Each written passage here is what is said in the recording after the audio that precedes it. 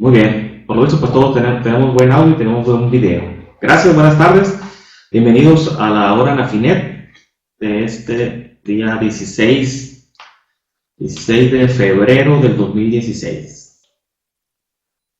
Muchas gracias por presentes el día de hoy en un programa más de la hora Nafinet que tengo el honor de llevar a cabo.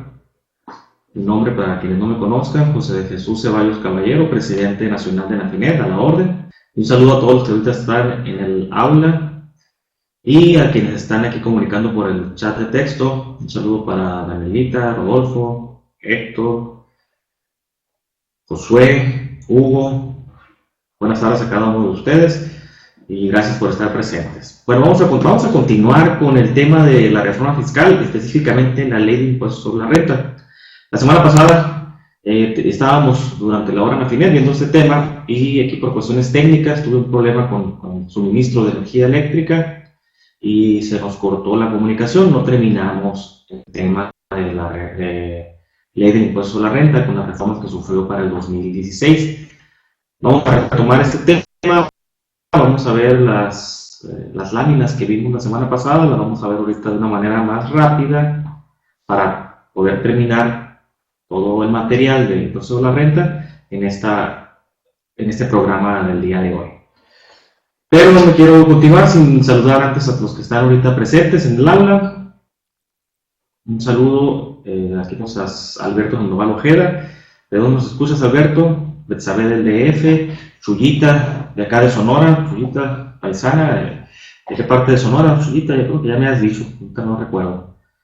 En lo personal aquí estoy en Hermosillo. Claudio del DF, Consuelo de Reynosa, Cristela de Veracruz Puerto, Danielita de Guerrero, ¿es Danielita? Elizabeth, ¿de dónde nos escuchas? Erika Verdugo, de igual manera, ¿de dónde nos escuchas? Felipe de Loma Bonita, Oaxaca. Así es, correcto, entonces de Guerrero, Danielita, muy bien. Héctor, saludos, mi buen amigo Héctor Orizaba. Hugo de Guanajuato. Josué, ¿de dónde nos escuchas, Josué? Juan Hernández, Ciudad de México. Elizabeth de Ciudad Obregón. Buenas tardes, Elizabeth. Acá también de Sonora. El servidor está en Hermosillo, estamos relativamente cerca. Juan Hernández de Ciudad de México, Maricarmen de Puebla, Maricruz de Ciudad de Islas Veracruz, Marta de Puebla, Pablo de Querétaro, Ramón de Alvarado Veracruz y Rodolfo de Fontana. Tehuacán, Puebla. Muy bien, Josué. Hasta Tehuacán, Puebla, un saludo. Saludos, Rodolfo. Saludos a Chihuahua. Bueno, como les comentaba, vamos a continuar con el tema que vimos, o que estábamos viendo la semana pasada de impuestos de la renta. Voy a darle cierta celeridad a las láminas que ya habíamos visto la semana pasada para terminar el material en esta hora a la final, 40 minutos se nos queda, para tener todo el tema de impuestos de la renta en una sola sesión. Entonces, veíamos la semana pasada, pues habíamos hablar de reforma fiscal y específicamente de la ley de impuestos a la renta. Dentro de las modificaciones que hubo en la ley de impuestos a la renta, tenemos el artículo 27, lo comentábamos la semana pasada, que se incorporó dentro del artículo 27 para lo que son los requisitos de las deducciones, para que se consideren efectivamente pagadas. También se consideraron a los que están contemplados en el artículo 74. Eso fue nada más lo que se modificó en este artículo 27 para especificar que a quienes se dedican a las actividades agrícolas, ganaderas, silvícolas y pesqueras, para considerar deducibles los pagos que se les realicen, o más bien dicho, para considerar deducibles las operaciones que se tengan con ellos, deberán ser pagadas, efectivamente pagadas. El artículo 136 sufre una modificación y suben el monto de la deducción de inversiones en automóviles a 175,000 pesos. Recordemos que durante 2014 y 2015 la deducción de automóviles tuvo una disminución a 130,000 pesos y para este 2016 vuelven a subir 175,000 pesos que ya teníamos anteriormente. El artículo 74 hace también una aclaración y nos señala que el límite de 200 veces el salario mínimo para las personas morales que se dediquen a las actividades agrícolas, ganaderas, silvícolas y pesqueras, este límite no será aplicable a los ejidos y comunidades. Eso es una buena noticia para este tipo de organizaciones, ya que, como recordemos, el artículo 74 marca un límite de 20 salarios mínimos por socio en las personas morales que se dediquen a este tipo de actividades agrícolas, ganaderas, silvícolas y pesqueras, con un límite de hasta 10 socios. De ahí derivan las 200 veces el salario mínimo.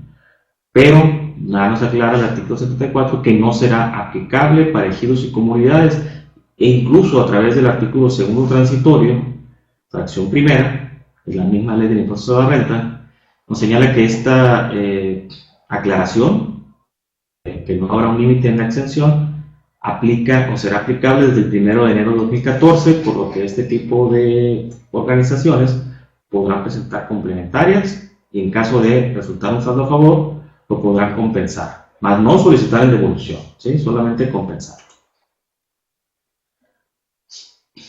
El artículo 74A pues nos señala que hace una distinción, ¿sí? Sobre todo considerando que el requisito que se necesita para estar dentro de las actividades agrícolas, ganaderas y silvícolas para gozar de los estímulos, sobre todo el de exención, nos señala que deben ser actividades exclusivas y nos da un tratamiento especial para ciertos contribuyentes, personas físicas, que obtienen ingresos por ese tipo de actividades que sean cuando menos el 25% del total de sus ingresos, pero que además los ingresos totales no rebasen 8 veces el salario mínimo. Quienes estén en esta condición tendrán un salario mínimo exento de sus actividades agrícolas, ganaderas, silvícolas y pesqueras. Básicamente para los pequeños, pues más que productores, para pequeños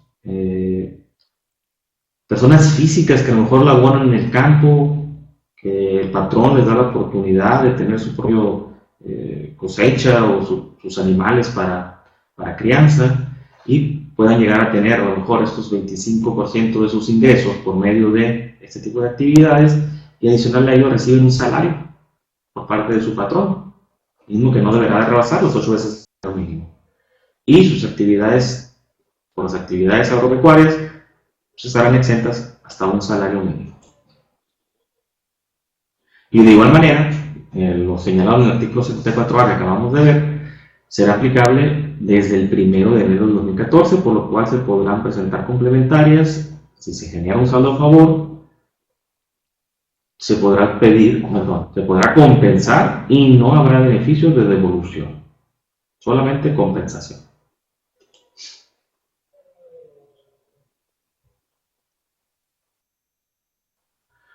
Aquí nos señala una nueva obligación para los contribuyentes de este artículo 76A, para los contribuyentes señalados en el artículo 38H, una nueva obligación, 38H del Código Fiscal de la Federación. Va a haber una nueva obligación, una presentación de una declaración o de una información, una declaración informativa que deberán proporcionar a las autoridades fiscales a más tardar el 31 de diciembre del año inmediato posterior al ejercicio fiscal de que se trate. Es decir, les darán todo un año para poder presentar esta declaración, considerando que es una información bastante extensa, les están pidiendo. Podemos ver aquí las tres fracciones, quienes caen en estos supuestos del artículo 38H. Recordemos, uno de ellos es el tener ingresos arriba de 640 y tantos millones de pesos en el año. Van a tener que presentar declaraciones informativas maestras de partes relacionadas del grupo empresarial multinacional, que deberá contener información referente al grupo empresarial multinacional, declaración informativa local de partes relacionadas y declaración informativa país por país del grupo empresarial multinacional. Que se estuvo robando esta informativa. Bueno, es posible que exista una inconformidad para presentar esta declaración por quienes están afectos a ella. Veremos qué piensa la autoridad del respecto, ¿no?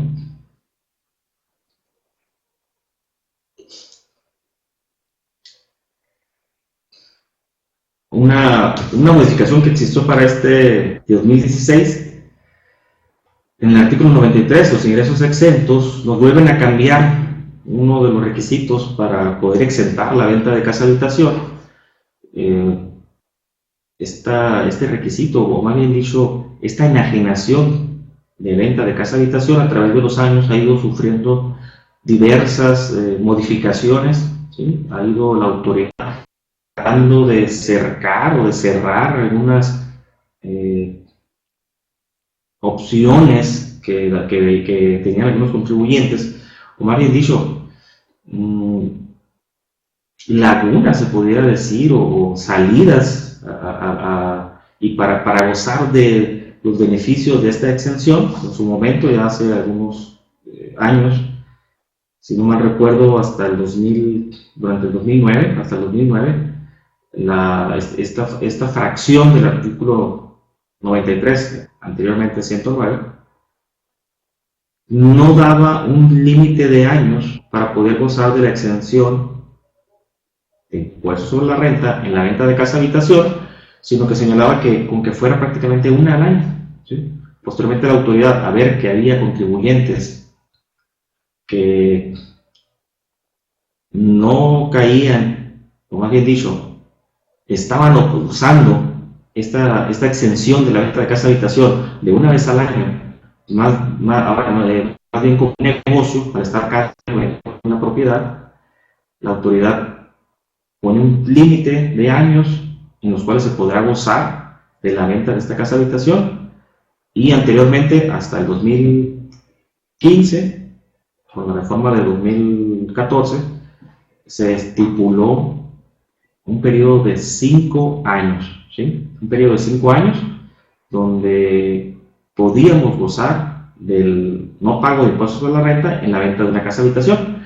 Para este 2016 hay una variación. Aquí comenta JB el fiscal, son aproximadamente 3.782.84, 3 millones. Me imagino que te refieres a los 700,000 unidades de inversión, o sea, 700,000 UDIs, que es el límite para quedar exentos dentro de lo que es la venta de casa habitación.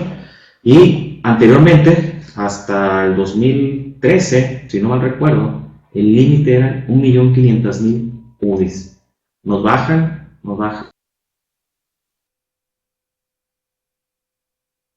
el límite hasta 700,000 UDIs de 1.500.000 que anteriormente teníamos.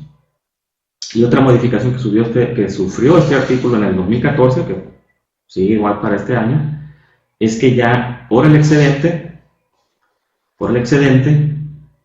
no habrá forma de exentar la venta de la casa habitación. Es decir, nada más tenemos de exención hasta el límite. En este caso, como comenta aquí JB, en pesos serían prácticamente 3.772.000 pesos.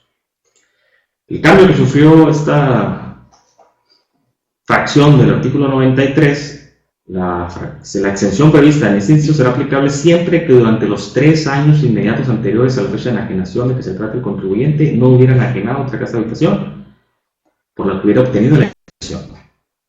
Hasta el 2015, estos años se refería a 5 años. Ya lo bajan a 3, es decir, cada 3 años se podrá gozar de la exención de impuestos sobre la renta en la venta de la casa de habitación del contribuyente. Continuamos. El régimen de incorporación fiscal, aquí hubo algunas modificaciones en la sección segunda referente al régimen de incorporación fiscal. Estos dos párrafos quedan igual. Seguimos con los 2 millones de tope para estar dentro del régimen de incorporación, y quienes ingresen o inicien actividades, pues, si consideran que no pasarán del tope, podrán ingresar directo en este régimen de incorporación. Pues sigue igual para el 2016, no tuvo variación. Aquí prácticamente lo que se cambió en este párrafo, se agregó, es el último, es a partir del punto donde dice de este artículo, punto que tengo aquí subrayado, que para las personas físicas que estén por medio de copropiedad tributando en el RIF, podrán tributar a través del régimen de incorporación al representante común en caso de ser copropiedad, ¿sí? Y también agregan artículo, el siguiente párrafo, donde se puede tener o se puede, lo que se denomina, se le ha dado por llamarle la convivencia entre el RIF y otros regímenes con los cuales se puede tributar en RIF. Serían el capítulo 1, 3 y 6, que respectivamente son el de sueldos, el de arrendamiento y el de intereses. Es decir, que podemos tener RIF, podemos percibir ingresos por sueldos, podemos tener actividad de arrendamiento y podemos tener ingresos por intereses. Y seguir dentro del régimen de incorporación fiscal, siempre y cuando la suma de todos esos conceptos quede por debajo o hasta los 2 millones de pesos que veíamos, ¿no? Aquí comenta JB Fiscal, de 2009 a 2013 es correcto, 1.500.000 UDIs. Así es, estimado JB, nos bajan porque es muy posible que a cualquiera de nosotros nos vaya a ofrecer el vender nuestra casa habitación y pues ya no tendríamos ese tope de 1.500.000 UDIs, que hubieran sido más de 7 millones, alrededor de 7 millones y medio de pesos, y ahora son 700.000 UDIs, el tope para exentar la venta de una casa habitación, y volvemos a que son 3.722.000 al valor de la UDI actual. Seguimos. Retomando aquí con lo del RIF, como ya sabemos, existe la limitante de que los socios accionistas no pueden estar dentro de RIF, a excepción, ya nos marca ahí unas excepciones, nos dice el inciso a los socios accionistas que integrantes de las personas morales previstas en el título 3 de esta ley, que son aquellas personas morales con fines no lucrativos y que no se perciba remanente distribuible de ellas. También, si formamos parte como socios de las personas morales que se refiere al artículo 79, fracción 13 de la presente ley, aun y cuando perciban de dichas personas morales intereses. Esas son excepciones por las que sí podemos estar dentro de RIF. Y también si somos socios accionistas o integrantes de asociaciones deportivas, pero sí percibir ingresos de parte de estas asociaciones. Esas son las modificaciones que tuvo este artículo en RIF. Y aquí en este párrafo, lo que nos hace una aclaración que antes no venía, ¿sí? Todos sabemos o sabíamos que el RIF debe de pagar o de establecer o tener lo que se denomina la PTU, la participación de los trabajadores en las utilidades, que así era también para los régimen de pequeños contribuyentes anteriormente, pero no señalaba el plazo para realizar el pago, ¿sí? Tenía ahí una falla en cuanto a uno de los elementos de los tributos, que es la fecha de pago, que en este caso no sería un tributo, ¿verdad? Porque estábamos hablando de la participación de los trabajadores en las utilidades, pero no especificaba cuándo se debería hacer. Normalmente el pago de PTU en la persona física es contando a partir de la fecha en que se debe presentar la declaración anual, 60 días. Pero RIF, recordemos, no tiene presentación de declaración anual, así que pues no existía esa incertidumbre para el patrón y para el trabajador de que cuándo debía de aplicar la fecha de pago para el RIF. Y aquí ya no lo señala en este párrafo, le agregan y dice que el plazo para el reparto de utilidades entre los trabajadores deberá efectuarse dentro de los 60 días siguientes a la fecha en que deba presentarse, en los términos del artículo 112 de esta ley, la declaración correspondiente al sexto bimestre del ejercicio que se trate. ¿Cuándo sería esto? Pues, la fecha de presentación del sexto bimestre, es decir, noviembre, diciembre, es enero. 60 días, pues estaríamos hablando prácticamente de febrero y marzo. Por lo tanto, a los de RIF, con esto, les adelantan la fecha de presentación de la PTU, comparado con las demás personas físicas. Las demás personas físicas, cuando la pagan, hasta mayo. ¿Cuándo la pagarían los de RIF? Pues en marzo, ¿no? A más tardar el 31 de marzo, considerando que febrero trae 29 días para este 2016, pues se los adelantó, ¿no? El pago. Antes no les daba fecha y ahora se las adelanta comparada con las demás personas físicas. Otra modificación que hubo en el 112, en su tercer párrafo, dice, le da la facilidad a los de RIF de no emitir, para las operaciones con público en general, de no emitir para operaciones inferiores a 250 pesos, no se está obligado a expedir el comprobante fiscal correspondiente. Cuando no lo solicite, ¿sí? Es decir, si nuestro cliente nos solicita el comprobante por una operación inferior a 450 pesos, se le deberá de proporcionar. Aquí se refiere solamente en caso de que no nos lo solicite y sea con público en general.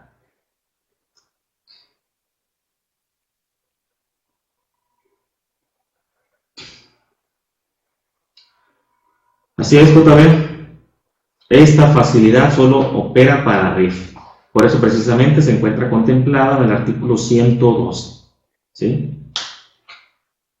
La otra que mencionas, efectivamente, es para el resto de los contribuyentes. Sería general y esta particular por estar contemplada incluso en ley. Porque la que menciona pues, se encuentra como una facilidad dentro de la resolución miscelánea. Así que los de RIF pues, tienen esta facilidad de expedir en caso de, más bien dicho, de no expedir comprobante por operaciones inferiores a 250 pesos con público en general y que no les sea solicitado el comprobante respectivo.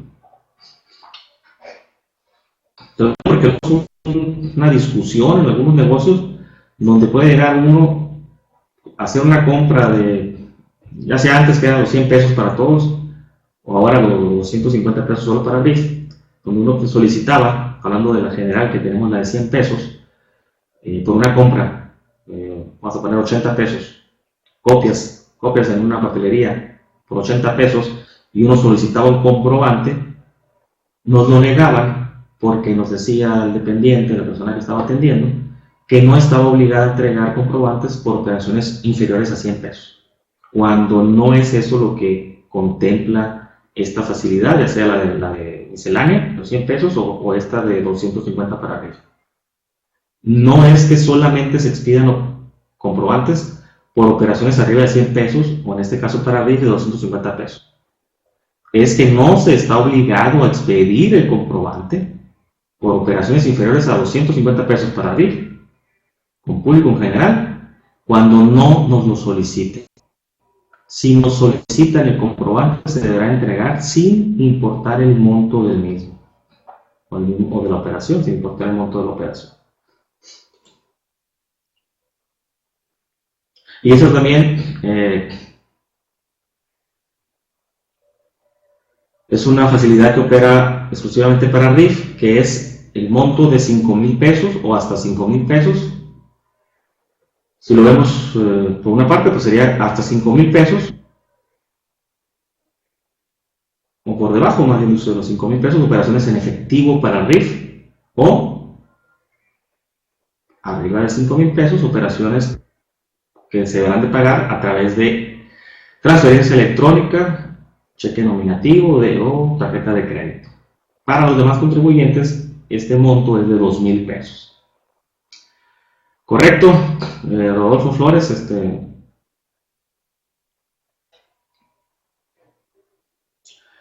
así es, JB y Rodolfo, ¿no? Tratándose de la adquisición. Fíjense, el siguiente párrafo nos señala que tratándose de la adquisición de combustible, aun y cuando el pago sea menor de 5,000 pesos, deberá de hacerse por los medios señalados de transferencia, cheque o tarjeta. Pero la resolución miscelánea nos señala que para RIF podrán realizarse en efectivo los pagos de consumo de combustible hasta 2,000 pesos, ¿sí? No 5,000. RIF, y solamente para RIF, de acuerdo a la resolución miscelánea, podrá realizar los pagos de combustible hasta 2,000 pesos en efectivo. Los demás gastos hasta 5,000, o mejor dicho, los demás tipos de erogaciones hasta 5,000 pesos. Solamente, así es, solamente hasta 2,000 pesos por operación en sí, así es, pues, prácticamente sería por carga, ¿no? Tendríamos que llevar ese control, Rodolfo. Es salido de control contribuyentes de RIF que están cargando combustible al final del mes, solicitaron la factura de gasolina por 8,000 pesos, 6,000 pesos. Aquí estarían cometiendo un error porque ya no podrían demostrar que el pago fue inferior a los 2,000 pesos y pudieron haberlo hecho en efectivo. Son facilidades que le están dando a los de RIF, sobre todo considerando que tienen una capacidad administrativa baja, ¿no? Y aquí también otra facilidad que dan los de RIF es que habrá un listado de poblaciones que no cuentan con servicios financieros y por lo tanto a los contribuyentes de RIF que estén dentro de estas poblaciones se les liberará de la obligación de pagar por medios ya sea electrónicos, transferencias o cheques.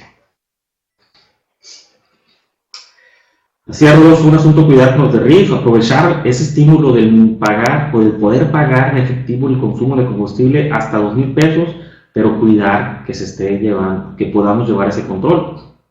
Lo ideal sería cargar gasolina, no sé, el carro se le echa, dependiendo del automóvil, pero pues para que sean más de 2,000 pesos, considero que debe ser un carro bastante grande, una Suburban, algo similar, y procurar echarle, si el vehículo tiene un tanque considerable, pues echarle 1,900 pesos que le caben al carro que trae y pedir la factura en ese momento.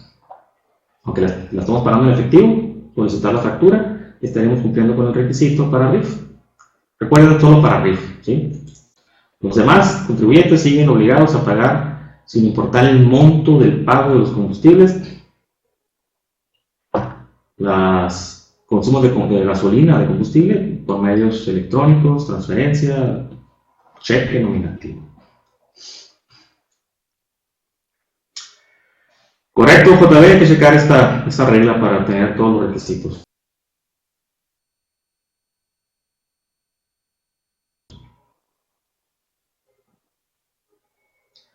Seguimos en esta fracción. Lo que cambió fue el plazo en el cual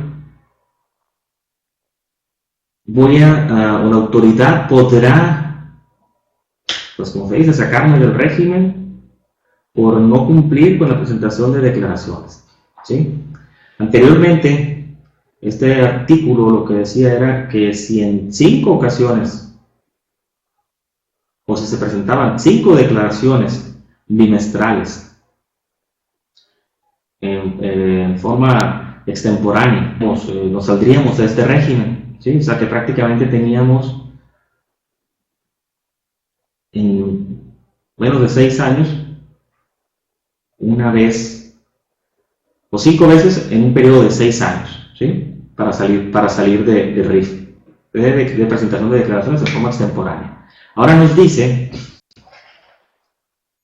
en teoría deberían salir todos, pues un gran porcentaje de los contribuyentes de RIF presentan sus declaraciones de manera extemporánea o no las presentan, no las han presentado. Claro, también que ya nos aclara la autoridad que debe de mediar requerimiento de parte de la autoridad para considerarse que no se presentó la declaración. ¿Okay? Pero ahora nos cambian, dice, 3 ocasiones durante el plazo de 6 años. Contados a partir de que se incumpla por primera vez con dicha obligación. 3 ocasiones durante el plazo de 6 años. Pues por lo que saco cuentas, creo que nos disminuyeron las oportunidades que se tienen de presentar declaraciones extemporáneas dentro de RIF para salir de dicho régimen, ¿no? Porque dice 3 ocasiones durante el plazo de 6 años, contados a partir de que se incumpla por primera vez con dicha obligación. No presentan mi declaración en tiempo del bimestre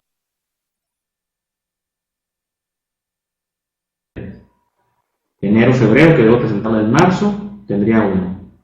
A partir de ahí, tendría 2 oportunidades o 2 presentaciones extemporáneas de declaraciones bimestrales en un periodo de 6 años.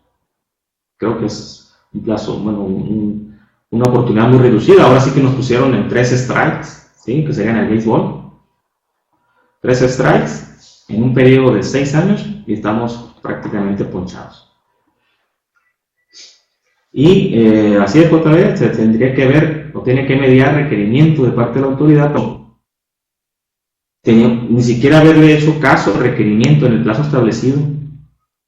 Tendría que también darse ese supuesto para que se considere como un strike para este caso.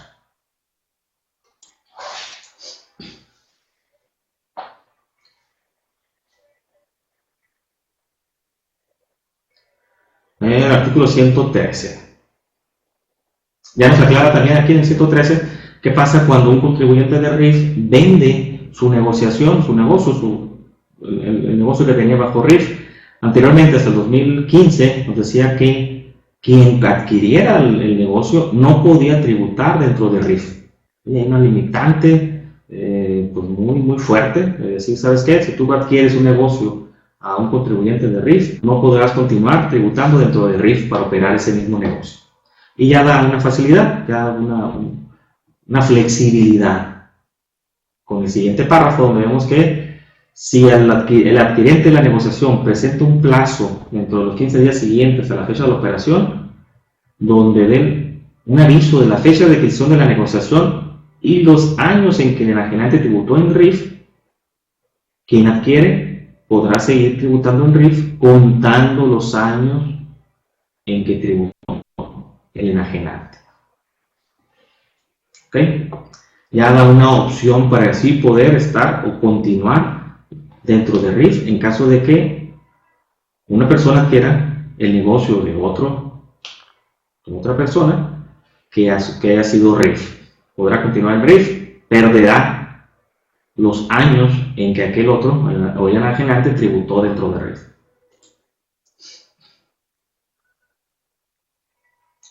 Continuamos ya el artículo 151 para las deducciones personales. Nos hace una aclaración. Vemos la fracción primera, que los pagos por honorarios médicos y dentales, así como los gastos hospitalarios, serán deducibles o deducciones personales se considerarán. Y ya nos hace una aclaración en este párrafo.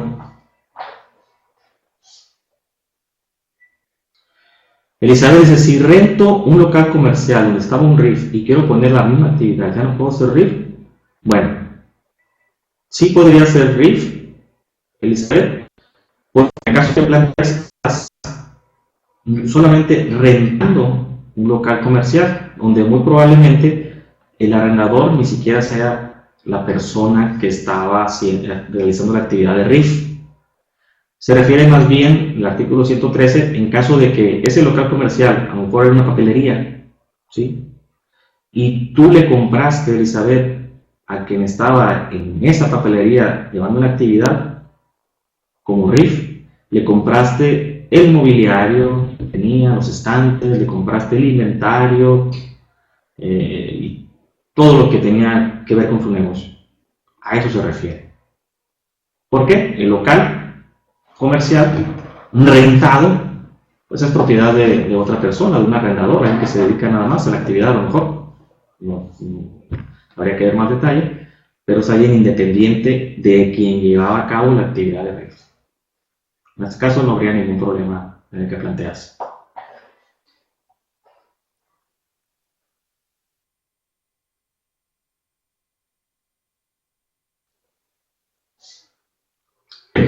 Continuamos. Este párrafo nos señala, dice, que también serán deducibles los pagos efectuados por honorarios médicos, dentales o de enfermería, por análisis, estudios clínicos o prótesis, gastos hospitalarios, compra o alquiler de aparatos, derivados de las incapacidades a que se refiere el artículo 477 de la Ley Federal del Trabajo, cuando se cuente con el certificado o la constancia de incapacidad. Lo dispuesto en este párrafo no estará sujeto al límite establecido en el último párrafo de este artículo. ¿A qué se refiere? Que los gastos que se hagan no estarán dentro del límite de las deducciones personales que señala el propio artículo 151 para este año, 5 salarios mínimos o el 15% de los ingresos del contribuyente. algo importante, porque en caso de que contemos con una incapacidad, no nos será limitado el monto que eroguemos en pagos a médicos, dentales, enfermería, análisis, siempre y cuando contemos con ese certificado de incapacidad. Y el comprobante que tengamos por los gastos relacionados con esa incapacidad, pues deberá de contener la especificación de que los gastos están relacionados directamente con la atención de la incapacidad o discapacidad de que se trate. Y aquí está el dichoso límite, el último párrafo, que para este año, recordemos, el año pasado, a partir de la reforma 2014 y para 2015 estuvo vigente el límite de 4 salarios mínimos al año o el 10% de los ingresos del contribuyente. Incluso los 4 salarios y el 10% de los ingresos del contribuyente serán los que debemos de aplicar para la presentación de la declaración anual que se presentará ahora en abril, que es la correspondiente al 2015.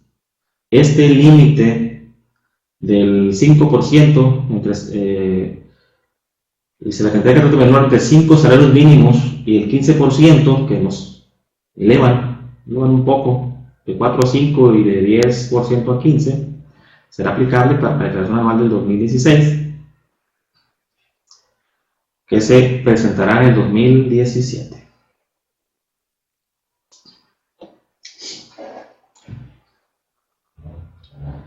Lo del punto controvertido te refieres, JB, lo del 10, bueno, lo del 15 y lo del 5 ahora.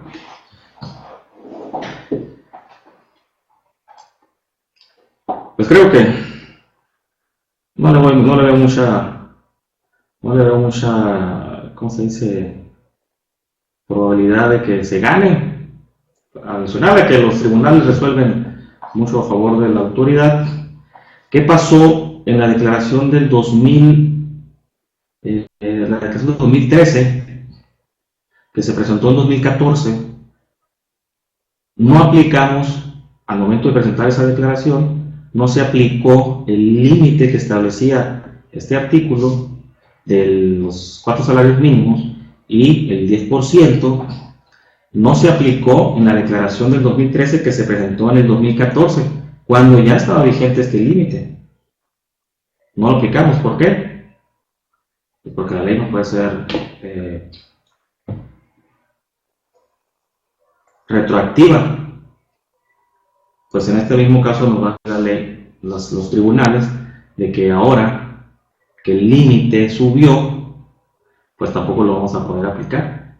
Vamos a aplicar lo que estaba vigente cuando nuestro cálculo de declaración o las disposiciones que estaban vigentes durante la declaración que estamos presentando, ¿no? Me imagino que por ahí se van a ir. Van a decir, mira, si en el 2013 hiciste caso al límite, cuando presentaste tu declaración en 2013, que la presentaste en 2014, que ya estaba establecido el límite del 10% y los 4 salarios mínimos, pues ahora que presentes tu declaración del 2015, pues tampoco le hagas caso al nuevo límite.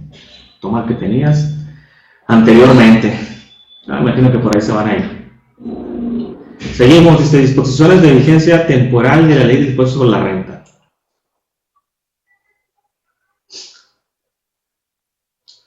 Dice, aquí tenemos un estímulo a los dividendos. Recordemos que de igual manera con la reforma del 2014 se establece un impuesto adicional cuando se decretan y se pagan dividendos que sean decretados o por utilidades a partir de 2014, tendrán un impuesto adicional del 10%, ¿sí? La persona física, que cuando se repartan a los socios. Bueno, este artículo tercero lo que pretende es otorgar un estímulo con la finalidad de que esas utilidades o estos dividendos no se retiren, sino que se dejen en la empresa, y cuando se retiren tendrán un descuento, se podría decir, del impuesto, de este impuesto del 10%, dependiendo de los años que hayan transcurrido para el pago de dichos dividendos.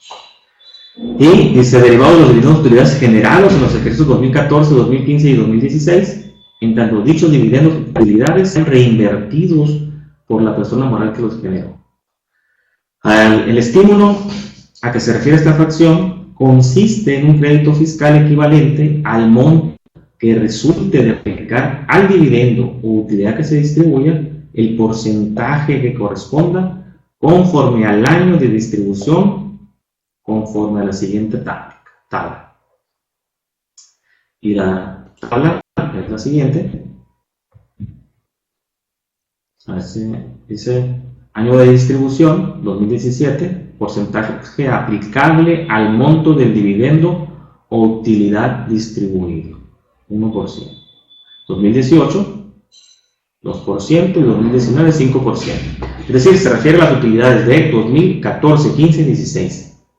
Si se reinvierten en la empresa y se pagan a partir del 2017, podremos gozar de este porcentaje aplicable al monto del dividendo o utilidad distribuido. Como vemos, si las dejan en la empresa reinvertidas hasta 2019, pues ya se aprecia un porcentaje un poco más generoso del 5%.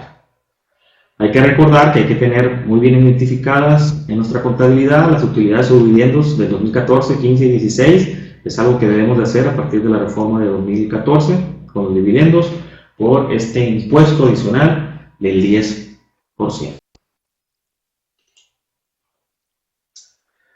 Bueno, para mí son las 6 de la tarde, para ustedes ya las 7, hora del centro. Vamos a dejar hasta aquí la hora Nafinet del día de hoy. Próxima semana continuamos, terminamos, ya no me faltan estos artículos de vigencia temporal. Y continuaremos con lo que es código fiscal, ¿sí? Para terminar con lo que sería el material de reforma fiscal 2016. Pero pues como ustedes también deben de continuar con sus actividades, incluso para ustedes una hora más tarde, a las 7, ya prácticamente queriendo salir de sus actividades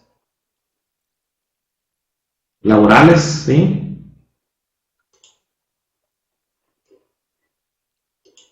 Vamos a poner aquí nada más recordarles que se afilien a nuestra agrupación. Voy a dar por concluida la sesión, la hora Nafinet del día de hoy, 16 de febrero. Les agradezco. Muchas gracias por estar pendientes. Muchas gracias a todos los que estuvieron conectados aquí y atentos a la hora Nafinet con un servidor. Gracias a los que participaron en el chat. Gracias a Elizabeth, preguntas que realizó, Felipe. ¿Qué más estuvo aquí participando? Y pues JB, el fiscal, que estuvo bastante participativo, mi buen amigo Benjamín. Y Héctor, gracias Héctor, a la orden, Rodolfo, a todos los que estuvieron participando. Danielita, un saludo a Danielita. Y quedamos a la orden, los espero el próximo martes en una transmisión más de la hora Nafinet. Gracias por estar presentes, tanto en la hora Nafinet como en la programación diaria del aula virtual. Les agradezco. Gracias Isabel por estar atenta. Espero se haya resuelto tu duda con el comentario que transcribió JB y con el comentario que hice yo aquí de ellos sobre tu consulta del local arrendado. Y los invito, si no están afiliados a nuestra agrupación, a que se incorporen, se afilien, sean sus activos y tengamos un crecimiento dentro de nuestra membresía, lo que nos dará una representatividad y fortaleza ante las autoridades de todos los niveles, de todos los tipos. Gracias Felipe, espero les haya servido la charla. Le agradezco a Santa, como siempre, el estar pendiente de la hora Nafinet y de todos los programas durante la semana. Muchas gracias y me retiro. Nos vemos el próximo martes. Un saludo a todos.